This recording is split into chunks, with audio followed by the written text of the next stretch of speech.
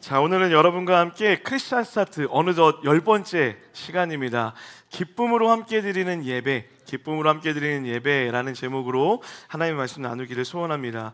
지난주에 이어 이번 주에도 예배에 대해 나누게 되어지는데요, 사실 제가 이 크리스찬 스타트라는 주제를 준비할 때 예배에 대해서 이렇게 길게 나눌 거라고는 생각하지 못했습니다. 그만큼 준비하면 할수록 이 예배가 가진 의미가 얼마나 귀하고 또 나눌 것이 얼마나 많은지 모르겠습니다. 오늘 세 번째 그 예배가 가지고 있는 의미에 대해서 한 번 더 깊게 나누어 보는 시간 갖고자 합니다.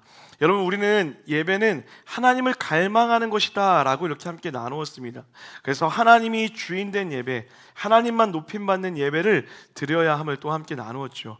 그리고 지난주에는 우리가 구약의 제사 중에 하나였던 번제를 통하여서 어떤 마음으로 예배해야 되는지 함께 나누었습니다. 여러분, 질문 드려볼게요. 여러분, 오늘 이 예배를 어제부터 준비하며 오셨습니까? 감사합니다. 너무 큰 감사가 이렇게 또 표정이 지금 둘 중에 하나일 줄 알았거든요. 그게 무슨 말이야? 왜 예배를 어제부터 준비하는 거야? 라는 표정이 있을 수도 있고, 대답이 없을 거라 생각했는데 대답이 나와서 지금 굉장히 제가 당황했어요. 원고에서 벗어나 버렸어요. 사랑하는 여러분, 예배는 전날부터 준비하는 것입니다. 동의하시면 아멘 할까요?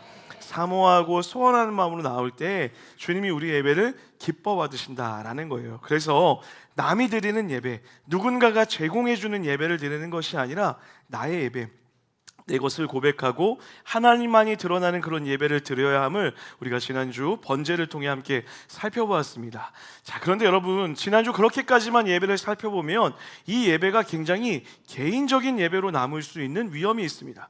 물론 예배라는 것은 하나님과 나와의 관계가 가장 중요하겠죠. 그러나 하나님께서는 나와 하나님과의 관계를 뛰어넘어서 이 예배를 통하여 또 하나의 예배, 또 하나의 마음을 받기를 원하신다라는 거예요. 자, 우리 한번 따라할까요? 하나님은 우리의 예배를 기뻐 받으십니다. 우리 동의하시면 크게 아멘 하겠습니다. 내가 드리는 예배만큼 우리가 함께 드리는 공동체의 예배를 주님이 기뻐 받으신다라는 거예요. 자, 우리 오늘 본문 말씀 15절 말씀을 다 같이 한번 읽어보도록 하겠습니다. 15절입니다. 시작. 화목제물의 고기는 드리는 그날에 먹을 것이요 조금이라도 이튿날 아침까지 두지 말 것이니라. 자, 여러분, 레위기에 보면 제사, 구약의 제사가 5가지로 설명되고 있어요. 먼저 첫 번째는 지난주 우리가 살펴봤던 번제, 모든 것을 다 태워버리는 번제라는 제사가 있고요, 그 외에도 소제와 화목제, 속죄제, 속건제라고 하는 제사가 있습니다. 특별히 오늘은요, 그 5대 제사 중에 화목제를 통하여서 우리가 어떤 예배를 드려야 되는지 함께 살펴봤으면 좋겠습니다. 자, 이 화목제라는 것을요, 히브리어로 이야기하면 쉘라밈이라는 단어를 쓰고 있어요. 이 쉘라밈이라고 하는 단어는 여러분과 제가 너무나 잘 알고 있는 한 단어의 복수형이에요. 어떤 단어냐면 샬롬이라고 하는 단어예요. 이 샬롬의 복수형이 쉘라밈이라는 뜻입니다. 그리고 이 쉘라밈이 바로 화목제라는 그런 제사의 의미로 나아가고 예배하고 있다라는 것이죠. 여러분, 만약 여러분 삶에 죄가 생겼습니다. 그리고 그 죄로 인하여서 하나님의 진노가 발생하게 되었어요. 그리고 하나님과 우리의 관계가 죄로 인해서 깨어진 일이 발생하게 되어집니다. 그렇게 하나님과의 관계가 깨어지게 되었을 때 그 관계를 회복하기 위해 드렸던 구약의 제사가 바로 화목제사라는 것이었다라는 거예요. 자, 그런데 여러분, 이 화목제는요, 단지 죄의 문제만을 해결하기 위해 드렸던 제사가 아니었어요. 이 화목제에는 또 다른 의미가 숨겨져 있었는데, 먼저는 감사하는 일이 생겼어요. 이 감사의 의미를 담아 예배하고 싶어서 드리는 제사를 감사제라고 이야기하는데, 그 감사제를 화목제로 드렸다라는 거예요. 또한 이런 경우도 있었습니다. 내가 하나님께 무엇인가 결단할 일이 생겼어요. 하나님께 내가 무엇인가를 헌신하고자 하는 일이 생겼어요. 그것을 서원하고자 할 때 드리는 제사라고 해서 서원제라는 의미로 화목제를 주님께 드렸습니다. 그리고 마지막은 자원제라는 게 있었어요. 뭘까요? 아무 이유가 없는 거예요. 그냥 하나님께 오늘 예배하고 싶을 때 드리는 제사, 이것이 바로 화목제였다라는 것이죠. 특별히 우리가 이 화목제에서 주목해야 되는 것은 무엇이냐면 가져왔던 제물의 고기를 처리하는 방식이 다른 제사와 조금 달랐다라는 거예요. 자, 여러분, 지난주 우리가 함께 살펴봤던 번제는 어땠습니까? 모든 제물을 어떻게 한다라고 얘기했죠?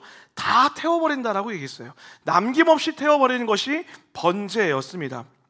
그리고 화목제 외에 나머지 세 가지의 제사, 소제와 속건제와 속죄제의 경우에는 하나님께 바쳐지는 부분을 제외하고는 나머지는 제사장들의 몫이었어요.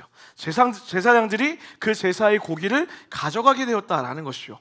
자, 그런데 오늘 우리가 살펴보고 있는 이 화목제만큼은 조금 독특하게 되어 있습니다.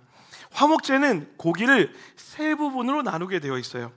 내장은 태워서 하나님께 올려드리고 가슴과 오른쪽 뒷다리는 제사장이 가져가게 되어 있습니다. 그리고 이게 중요한데요, 나머지 남은 모든 부분은 제사를 드리는 그 사람이 다시 가져가도록 했다라는 거예요. 자, 여러분, 제사를 드렸던 사람이 그 고기를 가져가서 하는 일은 무엇일까요? 당연하죠. 먹는 겁니다. 근데 그냥 먹는 것이 아니라, 혼자 먹는 것이 아니라 그 제사의 고기를 이웃과 가족과 함께 나누어 먹도록 했다라는 거예요. 그러므로 화목제를 정리하면 우리가 이렇게 말할 수 있어요. 우리 화면 보면서 다 같이 한번 읽어보도록 하겠습니다. 시작. 하나님과의 관계의 회복이 되었다는 기쁨을 누리고 이웃과 함께 그 사랑을 나누는 제사. 자, 이것이 바로 화목제의 의미였다라는 거죠. 하나님과 나와의 관계가 회복되었을 뿐만 아니라 내가 하나님께 감사할 것이 있어서, 그리고 내가 하나님께 무엇인가 드릴 것이 있어서, 또한 아무것도 없어도 그냥 하나님께 예배하고 싶어서 제사를 드렸고, 그 제사를 드렸던 그 모든 제물을 나 홀로 먹는 것이 아니라 함께 살아가고 있는 모든 사람들과 나누었던 제사가 바로 이 화목제였다라는 것이죠. 그러면 여러분, 이 화목제의 성격은 축제의 의미가 있다라는 거예요. 회복되어진 하나님과의 관계의 기쁨, 그리고 그 관계의 기쁨을 나 홀로 누리는 것이 아니라 사람들과 함께 누리는 축제와 기쁨의 시간이 바로 화목제를 드리는 시간이었다라는 것이죠. 사랑하는 여러분, 예배도 축제와 같은 시간이 되어야 될 줄 믿습니다. 우리가 드려지는 예배는 나의 약함과 연약함을 보는 시간이기도 하지만, 그런 나를 회복시키셔서 가장 좋은 것을 주시는 하나님께 감사의 고백을 드리는 시간이고, 또한 그 감사의 고백이 나에게만 머물러 있는 것이 아니라 함께하는 자들에게 흘러가서 모두가 그 기쁨을 누리는 축제의 의미가 담겨지는 것, 그것이 바로 예배의 의미 중에 하나라는 것이죠.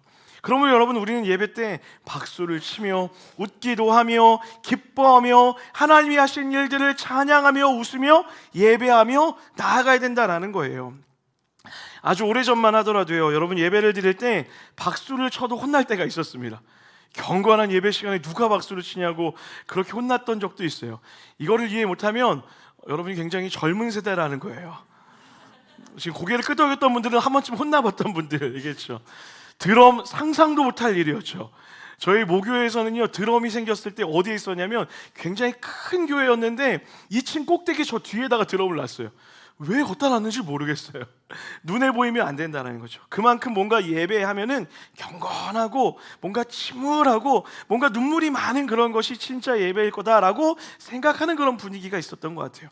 물론 여러분, 예배의 한 부분이기도 합니다. 우리는 예배를 드릴 때 굉장히 깊은 마음으로, 경건한 마음으로 예배할 수 있어야 된다는 거예요. 그런데 여러분, 그것이 전부가 아니라는 것이죠. 사랑하는 여러분, 하나님이 여러분에게 구원을 주셨음을 믿으십니까? 그 구원이 여러분에게 기쁨이 되십니까? 그 구원의 기쁨이 우리 가운데 있다면 우리는 하나님을 오늘 기쁨으로, 감사함으로 찬양할 수 있어야 된다는 거예요. 내게 영원한 생명이 주어졌고, 내가 오늘 다시 하나님의 은혜로 회복되었고, 하나님이 하실 일들을 기대하고 소망하는 마음이 있다면 우리는 마땅히 예배를 드릴 때 박수하며 웃으며 기뻐하며 주님이 하실 일들을 찬양하며 나아갈 수 있어야 된다는 것이죠. 그러므로 여러분, 예배에는요, 하나님을 향한 깊은 고백과 더불어 축제와 같은 기쁨이 동시에 있는 것이 진정한 예배의 의미가 된다라는 것이죠. 여러분, 저는 2주 전에 우리가 체육대회 때 마주했던 여러분의 얼굴을 잊을 수가 없습니다.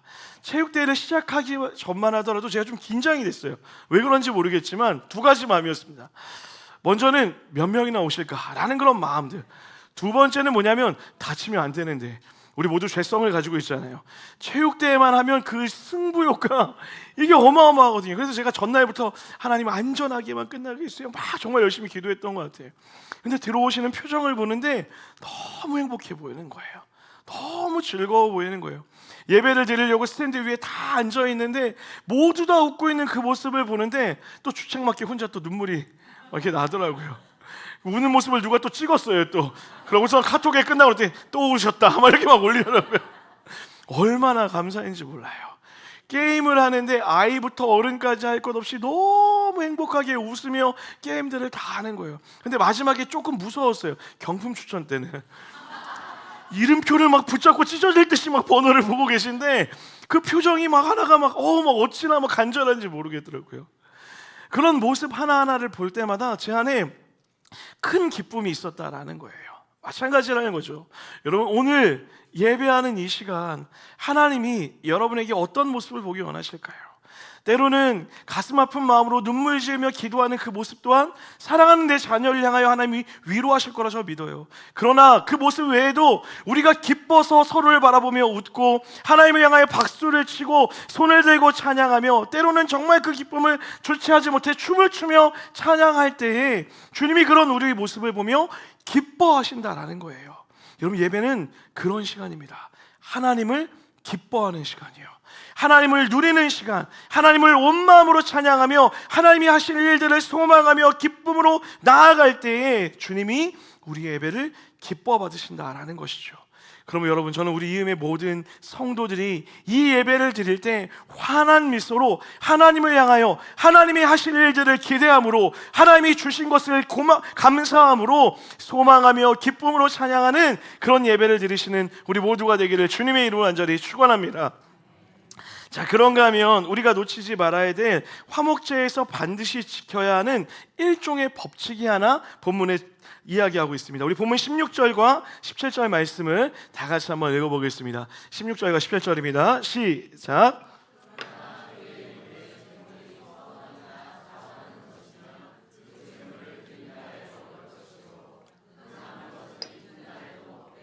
그 제물의 고기가 셋째 날까지 남았으면 불사를 지니. 자, 지금 이 화목제의 법칙, 화목제에서 꼭 지켜야 되는 아주 중요한 원칙을 하나 하나님께 설명해 주고 계세요.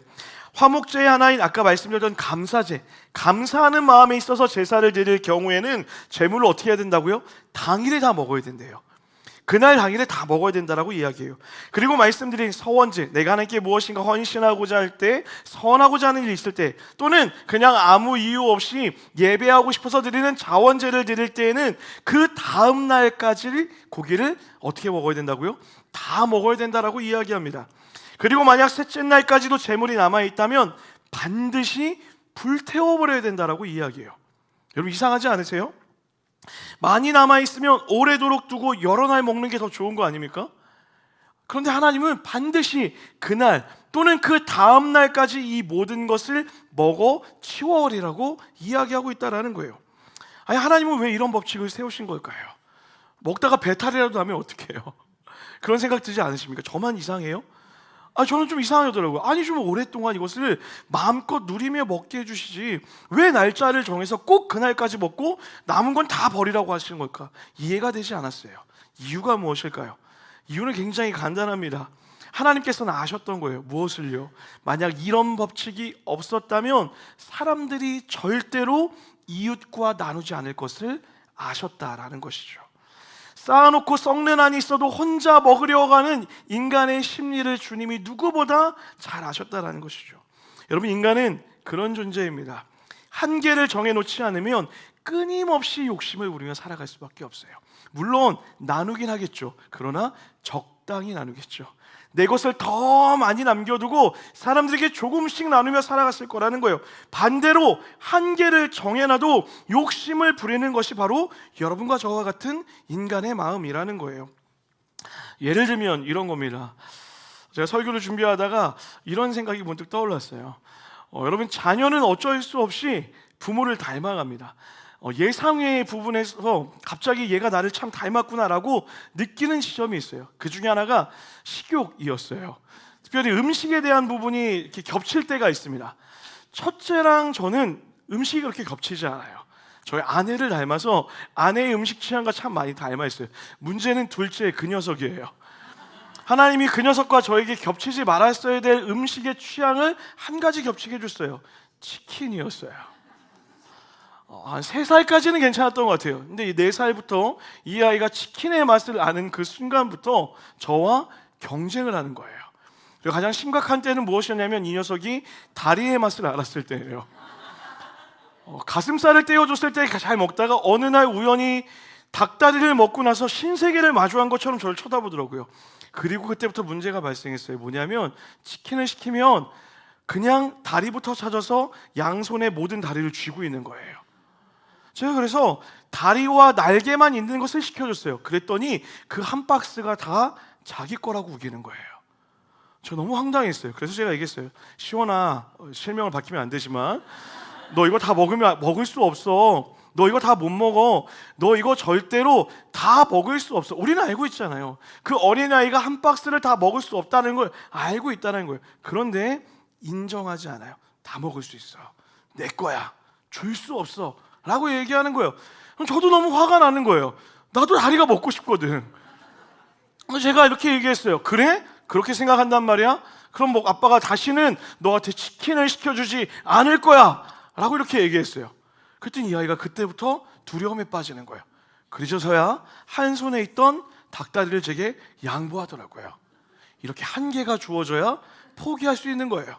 제가 이런 모습을 이렇게 막 얘기하고 있는 모습을 아내가 지켜보더니 갑자기 이렇게 한마디 남기더라고요. 애나 어른이나. 여러분, 조금 우스운 이야기지만 인간이란 존재는 그렇다고요. 명확한 한계가 있지 않으면 그것을 절대로 나누지 않는 죄성을 가지고 있다라는 것이죠. 여러분, 사자성어 중에 석인성시라는 말 아세요? 석인성시, 굉장히 좀 어려운 표현이죠. 한번 따라할까요? 아끼면 똥 된다. 그런 사자성어가 진짜 있더라고요.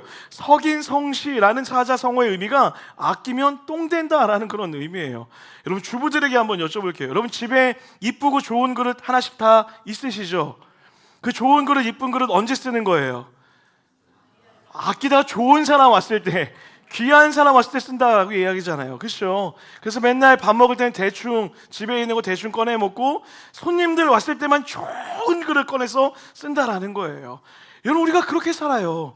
그 좋은 그릇 싸서 우리가 누리며 살지 않고 아끼다 누구 오면 꺼내다가 누구도 안 오면 아무것도 못 꺼내놓고 그냥 그렇게 버린다는 거예요. 아끼면 똥 된다고요. 여러분, 유품을 정리해주는 유품 정리사들이 이런 말을 했더라고요. 사람들의 유품을 정리하다 보면 대개 제일 좋은 것은 그렇게 많이 써보지도 못하고 죽는 것을 보게 된다라고 이야기해요. 인간이 가지고 있는 심리가 그래요. 하나님 우리에게 나누라 이야기하세요. 우리가 가진 것을 나누라 이야기해요. 그 전에 우리가 알아야 될 게 있죠. 사랑하는 여러분, 하나님은 반드시 여러분에게 좋은 것을 주시는 분이십니다. 믿으십니까? 우리가 감사의 고백을 드렸다라는 것은 하나님이 우리에게 풍성한 은혜를 드렸다는 거예요. 감사의 예배를 드렸다라는 것은 무엇이냐면 주신 분이 하나님이심을 믿는다라는 고백이 있다라는 거예요. 그래서 하나님은 다시 우리에게 요청하는 거예요. 내가 너의 삶에 가장 좋은 것을 줄 거야. 그러니 그 감사가 흘러가도록 해. 그 감사가 너의 공동체와 너의 가족과 너와 함께하는 사람들에게 흘러가게 해. 그 사람들 또한 네가 받은 감사를 소망하도록 나누며 살아가야 되라고 우리에게 요청하고 있다라는 것이죠.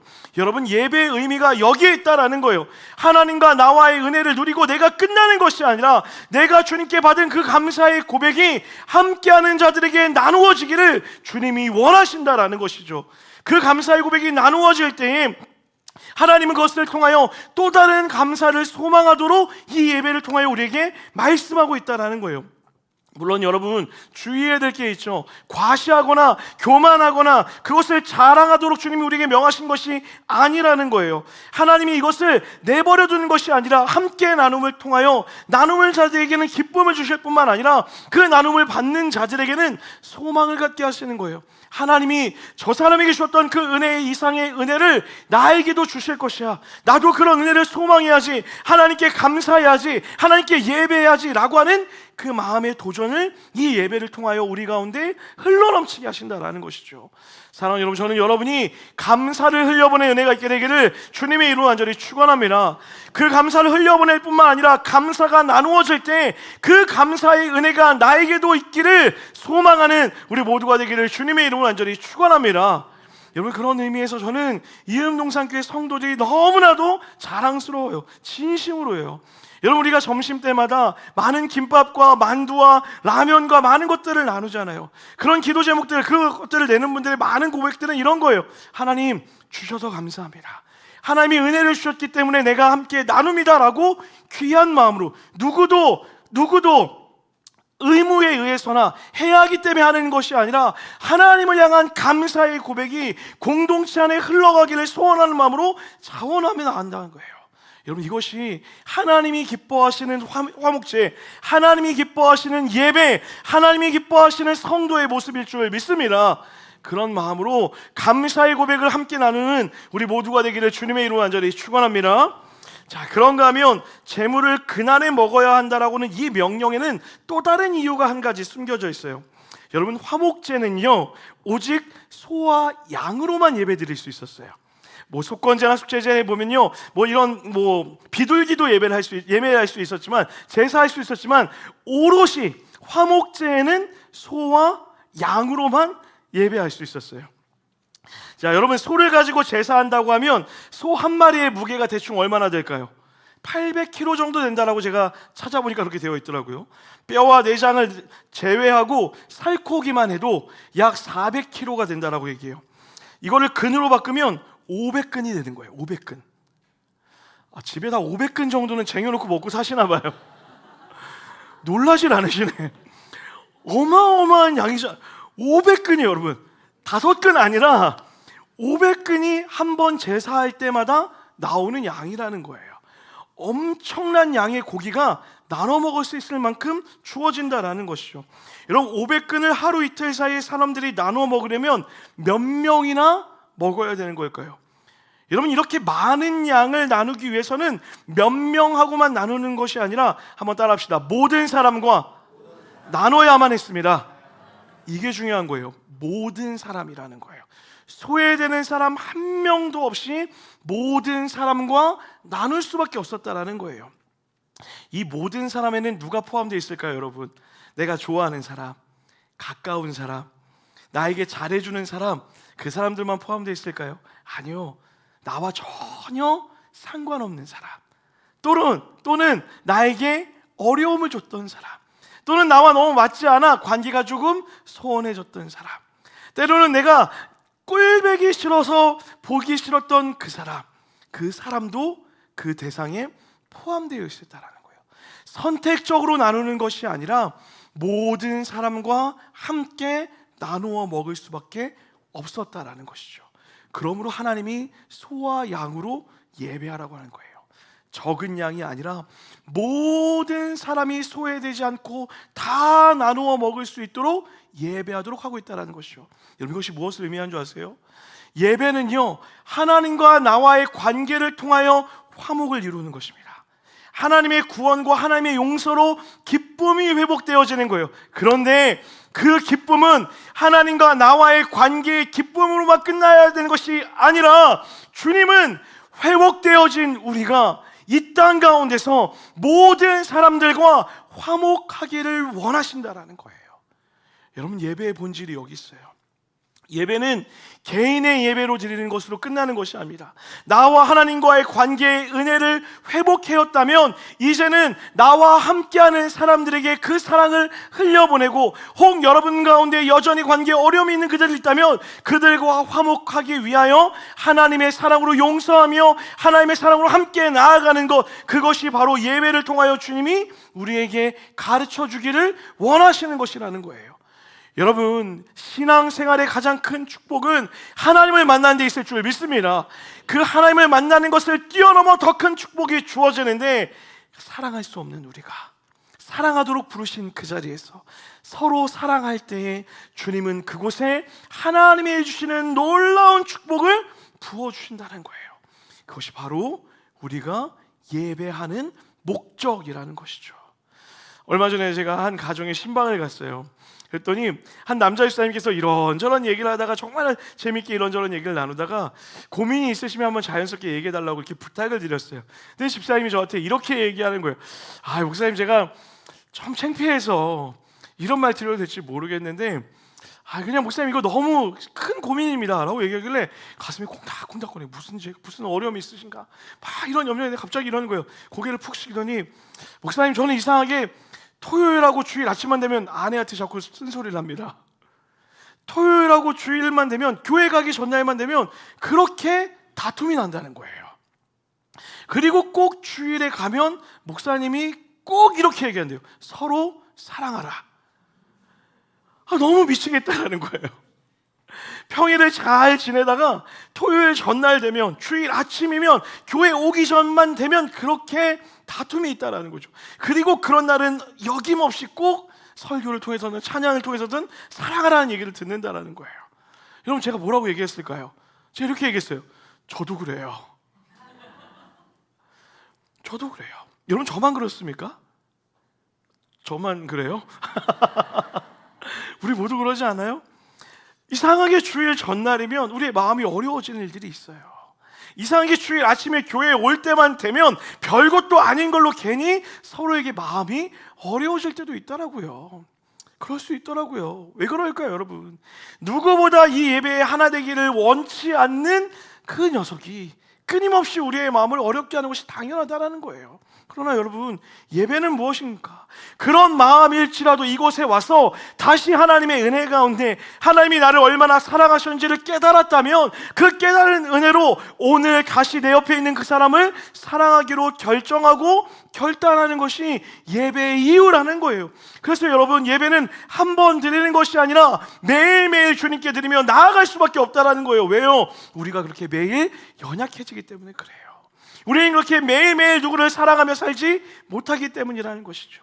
그렇게 예배함으로 내가 받은 은혜를 다시 한번 기억하고 끝나는 것뿐만 아니라 내 옆에 있는 그 사람에게 사랑을 표현하며 용서를 구하며 다시 하나 되어져 가는 것, 이것이 예배를 통하여 하나님을 만나도록 허락하신 하나님의 축복의 은혜라는 거예요. 그럼 여러분, 마음이 어려우세요? 예배하세요. 관계에 어려움이 있으십니까? 예배하셔야 되는 거예요. 예배를 통하여 주님을 만나셔야 되는 거예요. 주님의 얼굴을 보고 주님이 하신 일들을 기억하고 그 하나님이 하신 일들을 기억함으로 감사를 회복하고 그 감사를 통하여 나와 함께 있는 자들에게 감사를 표현하며 사랑을 이야기하며 용서를 구하며 용납하며 오래 참으며 온유함으로 평안함으로 사랑할 때에 다시 우리는 하나님이 해주시는 기쁨의 관계를 회복함으로 또다시 무엇하게 되나요? 감사의 고백으로 예배하게 된다라는 거예요. 이것이 바로 화목제에 담겨있는 의미라는 것이죠. 사랑하는 여러분, 저는 여러분이 괜찮지 않아서 예배할 수 있는 은혜가 있게 되기를 주님의 이름으로 간절히 축원합니다. 괜찮기 때문에 기쁨으로 예배하는 것이 아니라 때로는 괜찮지 않기 때문에 하나님 앞에 나와 다시 한번 그 은혜를 깨닫고 하나님이 회복하시는 것을 경험하는 것, 그것이 바로 이 예배의 자리가 되어야 된다는 거예요. 그래서 들어올 때는 괴로움과 상심의 표정으로 들어왔다가도 이 예배가 끝나고 기도하고 찬양하고 나아갈 때는 환한 미소와 사랑의 고백과 맞잡은 두 손을 붙잡고 함께 나아갈 수 있는 그런 예배를 드리는 것, 이것이 정말 주님이 기뻐 받으시는 예배가 된다라는 거예요. 그래서 그 예배가 축제가 되어지는 거예요. 기쁨이 되어지는 거예요. 회복되어진 기쁨, 공동체가 하나 되어지는 기쁨, 가족이 하나 되어지는 기쁨, 셀이 이어지는 기쁨, 그리고 우리를 통하여 세상이 하나님을 만나는 기쁨, 그 기쁨을 누리는 예배, 그것이 주님이 받으시는 진정한 예배라는 거예요. 저는 이음동산의 모든 예배가 그런 예배 되기를 주님의 이름으로 간절히 축원합니다. 나와 하나님과의 관계 기쁨을 누릴 뿐만 아니라 하나님을 기뻐하려 함께 기쁨을 누리는, 함께 나아가는 화목제 예배를 드리는 우리 모두가 되기를 주님의 이름으로 간절히 축원합니다. 말씀 마무리하려고 합니다. 여러분, 그렇게 우리가 예배해야 되는 이유가 하나님을 갈망함으로, 또 하나님을 사랑함으로, 또 회복되어짐으로, 하나 되어짐으로 예배해야 됨을 우리가 3주의 시간 동안 살펴봤어요. 로마서의 말씀은 그래서 우리에게 이렇게 이야기하는 거예요. 너의 몸을 거룩한 산 제물로 드려라. 이것이 너희가 드릴 영적 예배니라. 그럼 이 표현 안에는 무엇이 담겨져 있을까요? 우리의 매일을, 우리의 삶을 하나님께 드리며 나아가야 된다라는 거예요. 일주일의 예배만으로 되는 것이 아니라, 주일 한 번의 예배만으로 되는 것이 아니라 부르신 일상의 자리에서 그렇게 예배해야 된다라는 거예요. 말씀드렸죠, 여러분. 저는 이 화목제의 의미 중에서도 가장 기쁨, 제 안에 가장 큰 기쁨을 주는 예배 중에 하나는 무엇이냐면 자원제라는 거였어요. 그냥 예배 드리고 싶어서요. 그 말은 무엇이에요? 내가 하나님을 만나는 것뿐만 아니라 여러분, 자원제로 예배할 때도 소와 양을 가져왔어야 돼요. 그 말은 무엇입니까? 내가 예배함으로 내 공동체와 함께 누리기를 원한다라는 거예요. 여러분, 저는 우리가 그렇게 예배했으면 좋겠어요. 우리가 사는 세상은 점점 더 개인주의적으로 바뀌어가고 있습니다. 점점 더 개인의 영성은 중요하지만 공동체로서 함께 지어져 가는 것에 대해서는 큰 힘을 쏟지 않습니다. 많은 목회자들이 고민합니다. 교회 성도들이 늘어나는데, 교회 성도들이 함께 와서 예배는 하는데 공동체로 모이진 않는다라는 거예요. 내 개인의 영성, 그날 와서 예배를 드리는 건 참 중요하지만 나 외에 다른 누군가를 위해 기도하고, 나 외에 다른 누군가의 삶을 신경 쓰며, 나 외에 다른 누군가와 함께 살아가는 것은 불편하다라고 이야기한다는 거예요. 여러분, 그러나 주님은 우리에게 말씀하세요. 내가 너를 사랑하는 것 같이 너도 가서 이와 같이 너의 몸과 같이 내 이웃을, 너의 가족을, 너의 셀 공동체를, 교회와 세상을 사랑하라고 부르신다라는 거예요. 이 예배를 통해 우리가 나와 하나님만 바라보는 것이 아니라 우리를 바라볼 수 있었으면 좋겠어요. 사랑하는 여러분, 그렇게 우리 함께 예배했으면 좋겠습니다. 우리 이음의 예배는요, 그냥 개인이 하나님을 바라보는 예배가 아니라 서로가 함께 하나님을 바라보는 예배, 하나님께 감사로 나아갈 수 있는 예배, 그런 예배를 우리 모두가 전심으로 드리게 되기를 주님의 이름으로 간절히 축원합니다. 그런 의미로 옆 사람의 손을 잡고 한번 이렇게 인사했으면 좋겠습니다. 함께 예배 줘서 감사합니다. 우리 한 번 더 인사하겠습니다. 함께 예배합시다. 한 번 더 인사합니다. 내가 당신과 함께 하겠습니다. 자, 우리 서로를 향하여서 따뜻한 사랑과 격려의 박수 한번 하도록 하겠습니다. 우리 이 마음 담아서 같이 한번 찬양하며 고백했으면 좋겠습니다. 거룩하신 하나님이라는 찬양인데요, 이 찬양의 가사를 우리 예배하는 마음으로 같이 한번 고백하며 나아갑시다.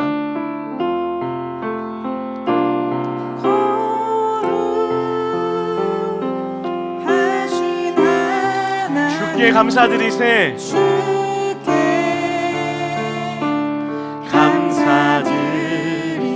날 위해 이 땅에 오신 독생자 예수, 나의 맘과 뜻 다해 내가 오직 주님을 사랑하겠습니다. 맘과 뜻 다해 주를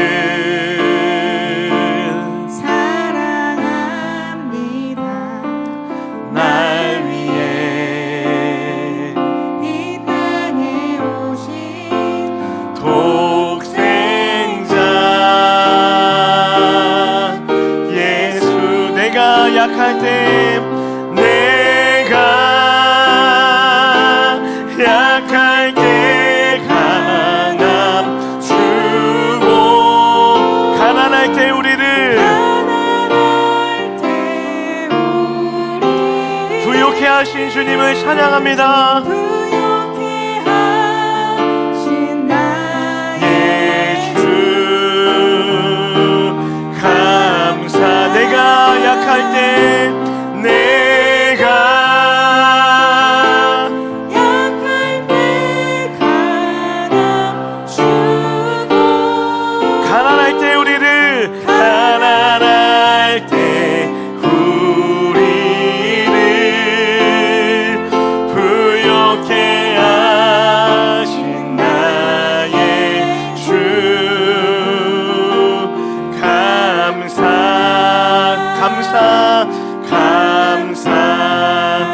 한 번 더 찬양하며 나아갑시다. 거룩하신 하나님, 거룩하신 주님께 감사합니다.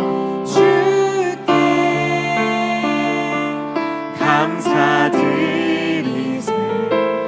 날 위해 이 땅에 오신 독생자 예수, 나의 마음과 뜻 주님을 사랑하겠습니다. 사랑합니다. 날 위해 이 땅에 오신 독생자 예수. 내가 약할 때, 내가 약할 때, 가난할 때, 우리는 가난할 때 우리를 부욕해 하신 나의 주 감사. 내가 약할 때, 내가 약할 때 강함. 우리가 하나님이 하신 일들을 감사함으로 찬양합시다. 그 감사가 나를 통해 흘러가게 하실 줄 믿습니다. 부욕해 하신 나의 주. 우리 한 번 더 전심으로 고백합니다. 내가 약할 때, 약할 때, 가난할 때, 할 때 우리를 부욕해 하신 나의 주. 우리 마지막 한 번 더 고백합니다. 내가 약할 때, 내가 약할 때 주고 가난할 때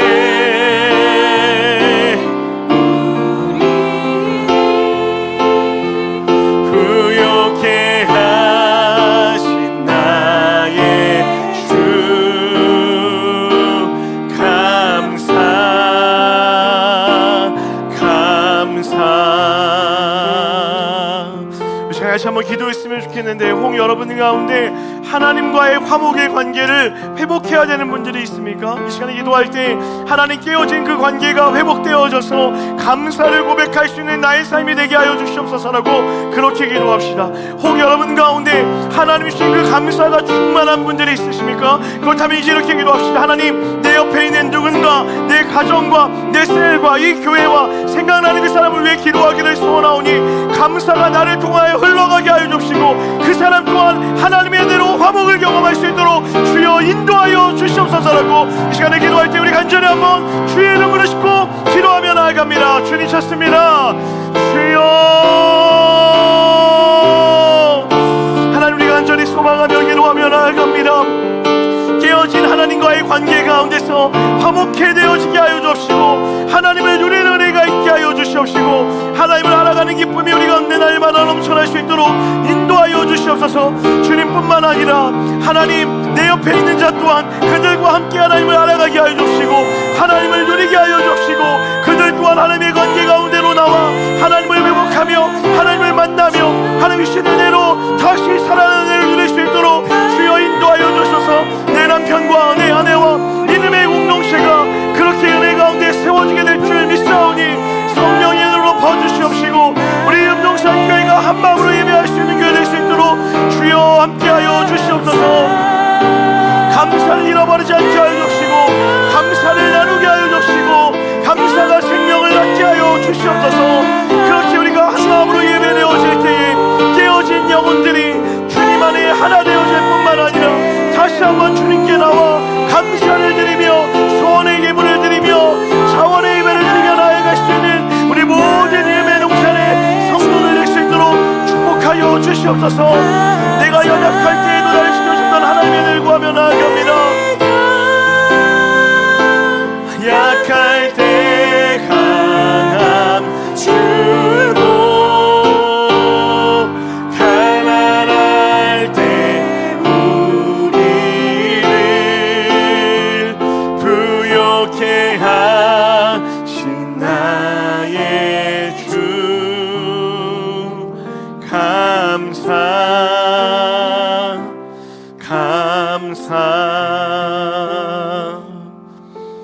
사랑이 많으신 하나님, 우리가 오늘 이 예배를 통하여 하나님의 사랑을 회복할 수 있도록 축복하여 주시옵소서. 혹 우리 중에 하나님과의 관계가 깨어진 자들이 있습니까? 오늘 찾아오셔서 내가 너의 어떠함과 상관없이 내가 너를 영원히 사랑한다 말씀하여 주시옵시고, 그 사랑 앞에 엎드려 하나님의 사랑의 은혜를 듬뿍 누리게 하여 주시옵소서. 그래서 그 하나님과의 화목의 관계가 회복되어져 기쁨의 예배를 드리기를 소원하오니 성령 하나님 은혜로 함께하여 주시옵소서. 뿐만 아니라 주님, 회복되어진 내가 나에게만 시선을 두는 것이 아니라 내 옆에 있는 지체, 가까이 있는 나의 가족과 또 함께하는 세론들과 또 함께하는 이음동산의 성도들을 기억하며 함께 예배하는 우리가 되기를 소원하오니 나의 감사와 나의 평안과 나의 행복이 그들에게도 흘러가 그들 또한 하나님과의 화목을 누릴 수 있는 은혜의 회복이 있는 그런 예배를 드릴 수 있는 우리가 될 수 있도록 축복하여 주시옵소서. 그렇게 함께 드리는 예배를 기뻐 받으시는 하나님, 이음동산의 모든 예배가 함께 하나님께 나아가는 예배 될 수 있도록 축복하여 주시옵소서. 그렇게 우리 예배를 받으실 주님을 찬양하오며 거룩하신 예수의 이름 받들어 간절히 기도드렸습니다. 아멘. 우리 예배를 받으신 하나님께 감사와 영광의 박수 한번 올려드리겠습니다. 할렐루야.